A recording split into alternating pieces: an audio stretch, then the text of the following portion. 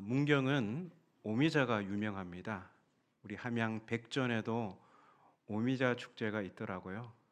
근데 제가 고향이 문경이니까 또 문경이 더 세다고 해야지 또 제 고향 사람이죠. 오미자 하면 백전보다 문경이 더 먼저 하고 또 양도 많고 그렇습니다. 한 번은 가족들과 그 문경군, 지금 문경시로 이렇게 통합이 됐는데요. 문경군하고 점촌시하고 통합이 돼서 이제 문경시가 되었는데, 제 고향은 이제 문경군 동로면 생달리, 하루에 버스가 3대 들어오는 아주 산골이었습니다. 거기에 가족들과 함께 갔습니다. 가서 이제 발효시킨 오미자 운액을 샀는데요. 그날 저녁 집으로 돌아와서 식구들이 다 거실에 모여 앉았는데, 또 제가 오미자 맛을 좀 보겠다고 이 페트병을 들고 나왔습니다. 그런데 이 페트병이 굉장히 단단하더라고요. 이거를 어디 그 전문적으로 이렇게 제조하는 데서 산 게 아니라 그 시골 이제 아는 분이 있으니까 그 집에서 이제 페트병 이렇게 한 거를 산 거예요. 단단하더라고요. 보통 이러면 의심하는 게 당연한데, 아무 생각 없이 제가 그 마개를 열어버렸습니다. 그 순간 페트병 안에 있던 내용물들이 거실 천정과 창문으로 마구 뿜어져 나왔습니다. 방어할 틈도 없이 순식간에 일이 벌어졌고, 가족이 모여 앉은 거실은 난장판이 되었습니다. 자, 이런 사람을 가리켜서 허당이라고 합니다. 허당. 새 포도주의 특성이 이와 같습니다. 발효시키는 그 과정에서 가스가 생기기 때문에 매우 활동적이고 팽창력이 강하죠. 그래서 이러한 특성을 견딜 만한 신축성 있는 새 가죽 부대가 필요한 것입니다. 만일 새 포도주를 신축성이 떨어진 낡은 부대에 담으면 그 부대는 새 포도주의 특성을 견디지 못하고 터지게 됩니다.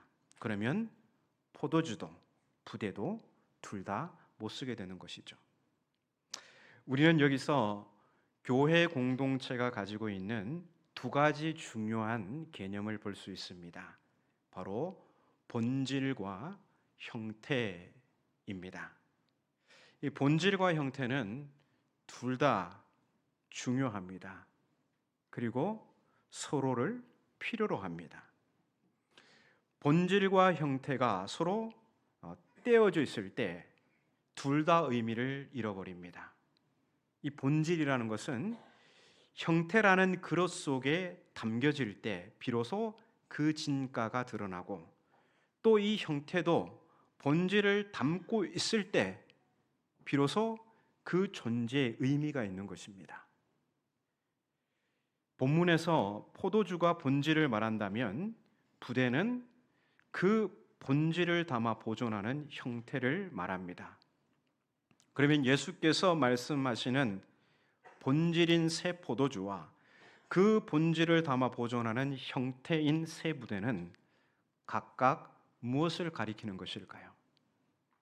먼저 본질인 새 포도주는 예수께서 그분의 피로 세우신 새 언약을 상징하는 것이고, 형태인 새 부대는 새 언약의 공동체인 교회를 가리키는 것입니다. 그런데 예수께서 새 언약을 새 포도주에 비유하신 것은 참으로 의미심장합니다. 그것은 새 포도주의 특성을 떠올려 보는 게 이해하는 데 도움이 되죠. 앞서 말씀드렸지만 새 포도주는 발효되는 과정에서 가스가 생기고 그로 인해 폭발력이 생깁니다. 주님께서 말씀하신 새 언약이 바로 이와 같은 특성을 가지고 있습니다. 그러면 새 언약이 무엇이기에 새 포도주처럼 그렇게 역동적인 것일까요? 새 언약은 이렇게 표현하는 게 좋습니다. 갱신된 언약. 새 언약에 대한 예고는 구약 성경 예레미야서 31장 31절 이하에 나옵니다. 이 처음 언약은 육체에다가 할례를 행하고 또 돌판에 새겨진 언약의 내용을 이제 순종함으로 그 언약 계약 당사자 간에 그 언약이 유효하게 되는 것입니다. 하지만 이스라엘은 순종에 실패했습니다. 오랜 시간 불순종이 누적된 이스라엘은 결국 하나님의 임박한 심판 아래에 놓이게 됩니다. 그런데 예언자 예레미야는 심판을 예고하면서도 이 심판 이후에 회복될 미래를 예고합니다. 이제 이스라엘은 불순종이 누적되어서 심판을 피할 수 없지만 하나님께서 그의 백성을 회복시키시고 언약을 갱신할 거라는 그런 약속입니다. 이 처음 언약은 육체의 할례를 행했죠. 그리고 언약을 어디에 새겼다고요? 돌판에 새겼습니다.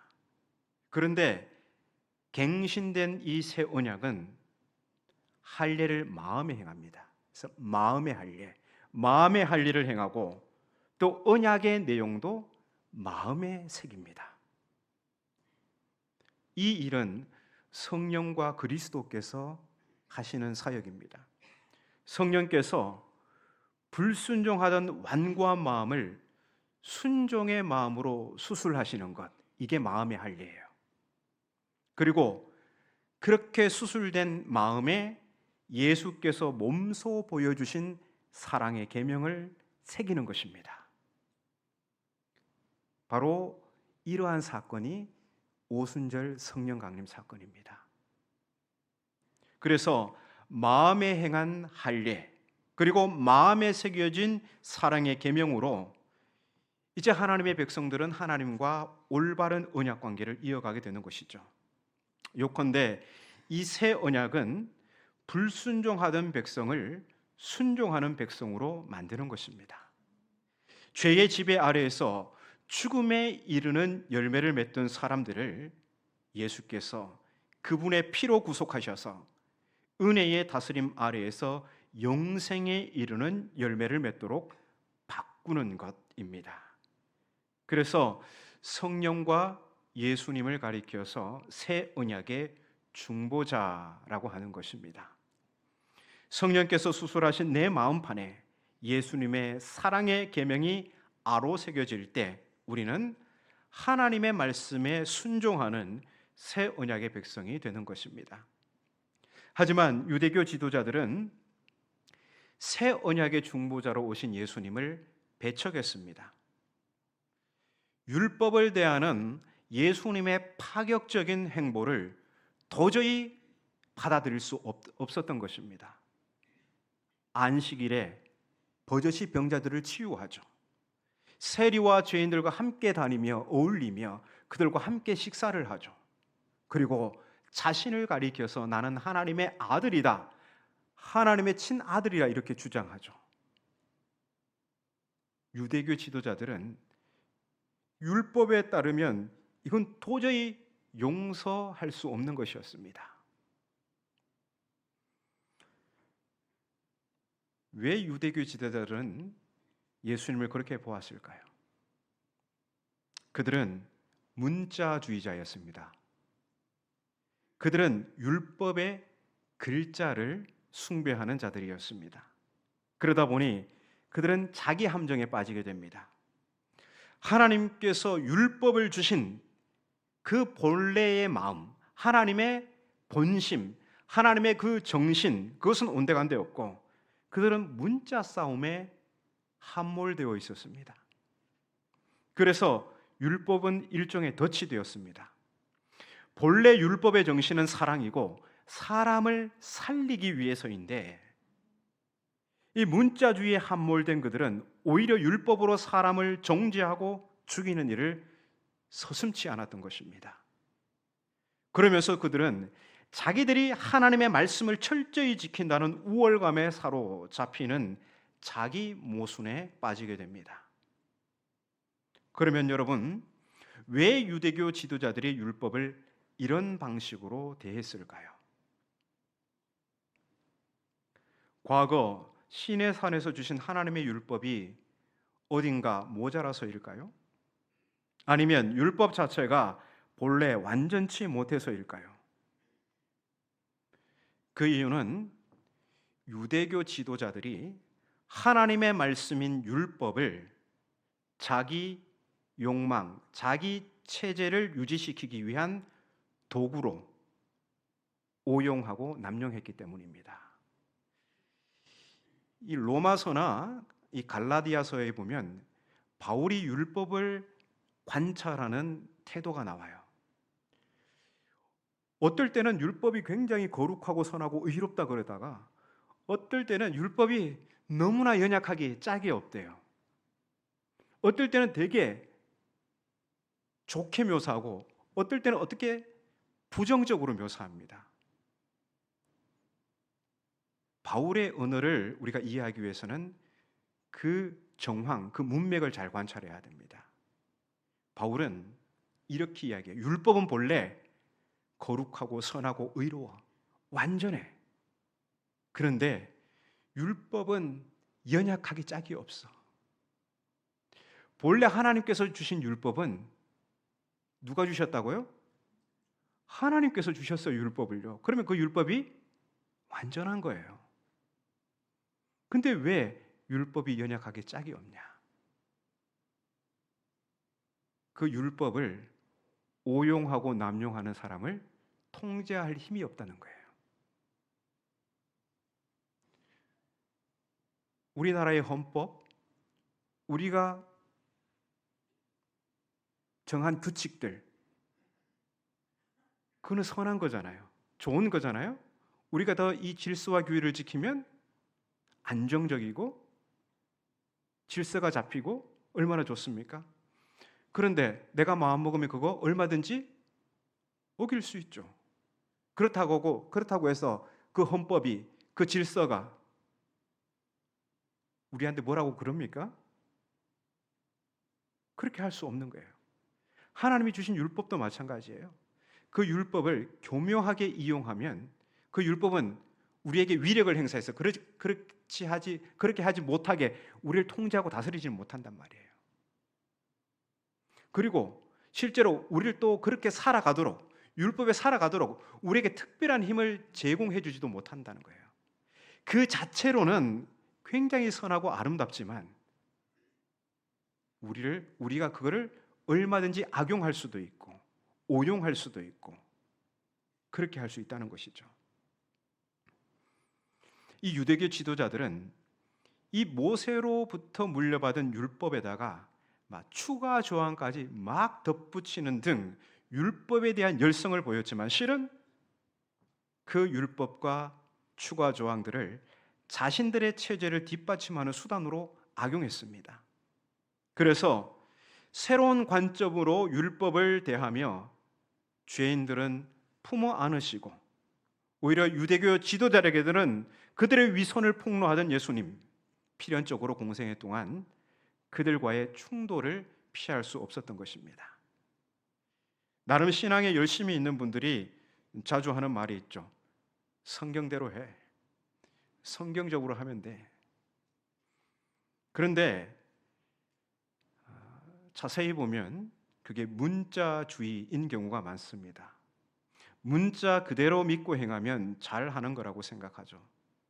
그런데 여러분, 글자로 적힌 하나님의 말씀은 다양한 문학 장르로 우리에게 소개되고 있습니다. 어떤 글은 시로, 어떤 글은 비유 또는 상징으로, 또 어떤 글은 편지나 역사 형식으로 우리에게 소개됩니다. 그런데 비유나 상징을 역사책 읽듯이 읽으면 저자의 뜻을 왜곡하게 됩니다. 반대로 역사책을 비유나 상징으로 해석한다면 그 또한 본래의 뜻에서 빗나가게 됩니다. 편지나 역사책은 그대로 읽으면 됩니다. 때때로 그 안에 의미심장한 말이 포함되기도 하죠. 그러면 그 시대의 배경과 문맥을 통해서 해석할 수 있습니다. 또한 비유나 상징은 그것이 가리키는 것이 무엇인지 찾아서 해석할 수 있습니다. 만일 우리가 다양한 문학으로 표현된 성경을 글자 그대로 읽기로 고집한다면 그것은 성경을 대하는 올바른 태도가 아닙니다. 우리는 글자로 기록된 하나님의 말씀을 대할 때 무엇보다도 그 행간을 읽을 수 있어야 합니다. 행간은 글의 줄과 줄 사이의 여백을 말하는 것이죠. 그래서 행간을 읽을 수 있어야 한다는 말은 줄과 줄 사이 여백에 배인 숨은 뜻을 읽을 수 있어야 한다는 말입니다. 그래서 이것을 기독교 용어로 옮기면 성경을 읽을 때에 말씀과 말씀 사이 여백에 배인 하나님의 마음을 읽을 수 있어야 한다고 할 수 있습니다. 우리가 보고 있는 성경을 보십시오. 거기엔 검정색 글자들이 깨알처럼 박혀 있습니다. 하지만 단어와 단어 사이, 줄과 줄 사이에 여백이 있죠. 이 여백은 하나님의 마음입니다. 그래서 성경의 문자는 하나님의 마음을 여백으로 삼아 기록되어 있습니다. 하지만 문자에 함몰된 율법 선생들은 거기서 하나님의 마음을 읽어내지 못했습니다. 그들은 엘리트 그룹에 속한 사람들이었지만 문자주의 망령에 들어서 율법을 읽고 해석하는 능력이 없었습니다. 성경을 읽고 해석을 잘하는 사람은 행간에 머물러 하나님의 마음을 읽을 수 있는 사람입니다. 그리고 그보다 더 훌륭한 사람은 하나님의 마음을 자신의 삶으로, 자신의 손과 발로 번역해 살아가는 사람입니다. 예수님은 하나님의 마음을 그분의 삶으로 번역하신 분이십니다. 마태복음 11장 28절에서 예수께서 말씀하십니다. 수고하고 무거운 짐진 자들아 다 내게로 오라. 내가 너희를 쉬게 하리라. 여기서 수고하고 무거운 짐은 한편으로는 로마가 지우는 무거운 세금, 다른 한편으로는 유대교 지도자들이 지우는 무거운 율법의 요구를 가리키는 것입니다. 그래서 예수님 당시 사람들은 정치적, 종교적으로 무거운 짐을 진 채 고달픈 삶을 살아야 했습니다. 예수께서는 그런 백성들을 긍휼의 눈으로 보시고 수고하고 무거운 짐진 자들아 다 내게로 오라. 내가 너희를 쉬게 하리라 말씀하셨습니다. 그리고 그 모든 백성의 무거운 짐을 대신 지시고 골고다를 향하셨던 것입니다. 불쌍한 백성들을 율법의 덫에서 건져내어 복음으로 쉼과 자유를 누리게 하셨습니다. 어디 그뿐입니까? 예수님은 율법에서 부정하게 여기는 세리와 함께 식사를 하시고 창녀와 깊은 대화를 나누셨습니다. 손가락 하나 까딱해서도 안 되는 안식일에도 감시자들의 시선에 아랑곳하지 않으시고 병자를 고쳐주셨습니다. 안식일에 미리삭을 잘라먹는 일로 공경에 처한 제자들을 탁월한 율법 해석으로 바리새인의 덫에서 건져주셨습니다. 이렇듯 예수님의 파격적 행보는 율법의 문자를 벗어나는 듯 보였지만 실은 율법의 행간에 있는 하나님의 마음을 그분의 삶으로 온전히 드러내신 것입니다. 새로운 방식으로 율법을 대하는 예수님의 이러한 행위는 율법 선생들에게는 매우 도발적인 것으로 그들의 체제를 위협하고 뒤흔드는 역동적인 새 포도주와 같은 것입니다. 그러니 유대교라는 낡은 부대로는 도저히 담아내지 못했던 것입니다. 이제 유대교 지도자들은 새 언약의 중보자이신 예수님을 그들의 종교에 담아서 보존할 새로운 부대로 변모되어야 했습니다. 그들의 낡고 고착화된 종교를 개혁해야 했습니다. 하지만 그들은 새 부대로 거듭나기는커녕 새 언약의 중보자이신 예수님께 신성 모독이라는 죄목을 씌워서 유대교라는 낡은 부대 안에 가두려 했습니다. 하지만 낡고 고착화된 유대교는 새 언약의 중보자이신 예수님을 결코 가두지 못했습니다. 여러분, 우리는 성령으로 새롭게 된 마음으로 예수님처럼 하나님의 말씀을 읽는 새 언약의 백성입니다. 성령 충만한 예수님은 율법과 시편과 예언자들의 글에서 하나님의 마음을 읽었습니다. 그리고 그 하나님의 마음에 철두철미 순종을 바쳤습니다. 이렇듯 교회는 성령으로 새롭게 된 마음으로 예수님처럼 성경에서 하나님의 마음을 읽어야 합니다.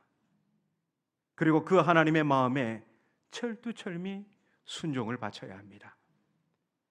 교회는 예수님의 공생애와 십자가에서 드러난 새 언약을 담아 보존하는 새 부대입니다. 교회는 이 새 언약을 현 세대와 오는 세대에 전하고 보존할 사명을 지니고 있습니다. 그러면 어떤 교회가 새 언약을 담아 보존할 수 있을까요? 낡고 고착화된 전통을 비판적으로 검토하고 우리의 통념을 하나님의 말씀으로 새롭게 빚어갈 수 있는 자기 성찰과 변화가 가능한 교회입니다. 중세 가톨릭은 하나님의 말씀을 자기 체제 유지를 위해 독점하고 도구화했습니다. 우리는 그러한 과오를 반복해서는 안 됩니다. 물론 우리는 그렇지 않다고 반문할 수 있습니다. 하지만 우리는 우리가 얼마나 자기 모순에 쉽게 빠지는 사람인가를 알아야 합니다.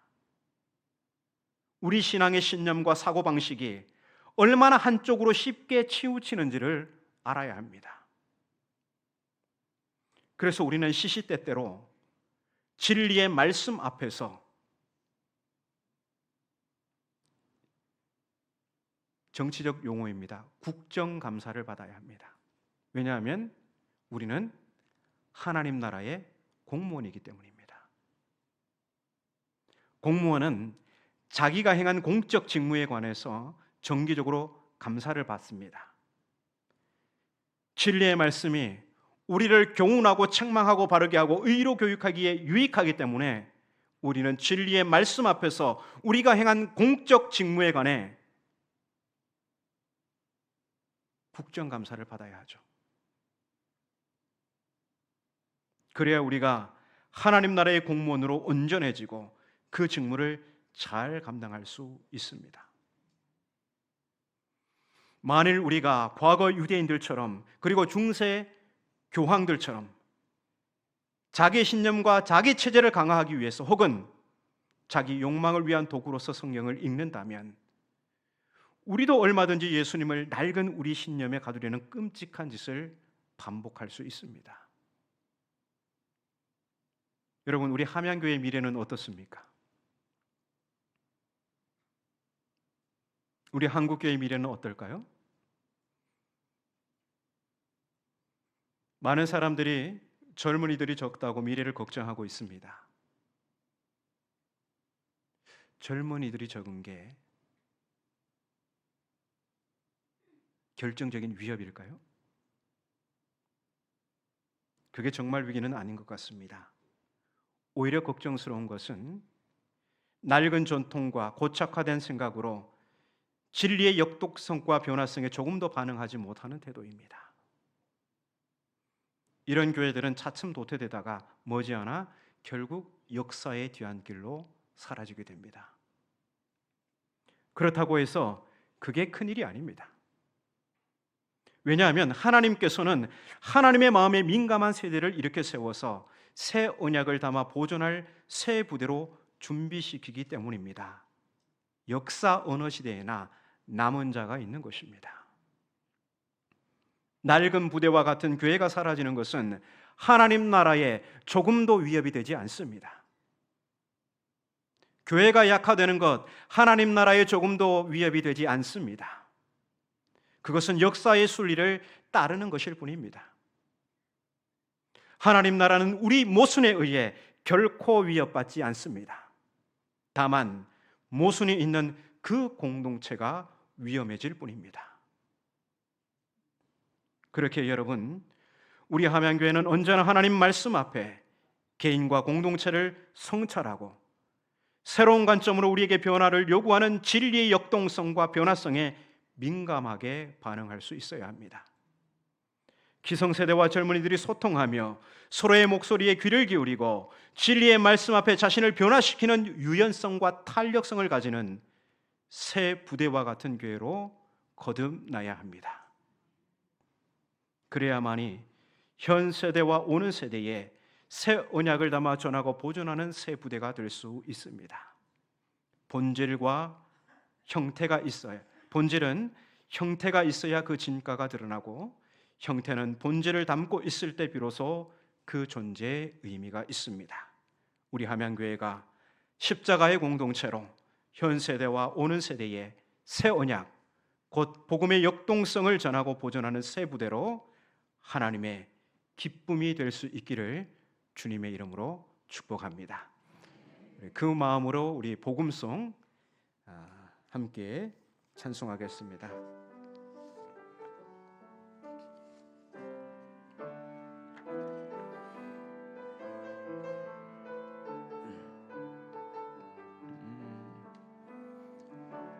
나 주님의 기쁨 되기 원하네. 내 마음을 새롭게 하소서. 새 부대가 되게 하여 주사. 주님의 빛 비추게 하소서. 내가 원하는 한 가지, 주님의 기쁨이 되는 것. 내가 원하는 한 가지, 주님의 기쁨이 되는 것. 겸손히 내 마음 드립니다. 겸손히 내 마음 드립니다. 나의 모든 것 받으소서. 나의 맘 깨끗게 씻어 주사. 주의 길로 행하게 하소서. 내가 원하는 한 가지, 주님의 기쁨이 되는 것. 내가 원하는 한 가지, 주님의 기쁨이 돼. 내가 원하는 한 가지, 내가 원하는 한 가지, 주님의 기쁨이 되는 것. 내가 원하는 한 가지, 주님의 기쁨이 되는 것.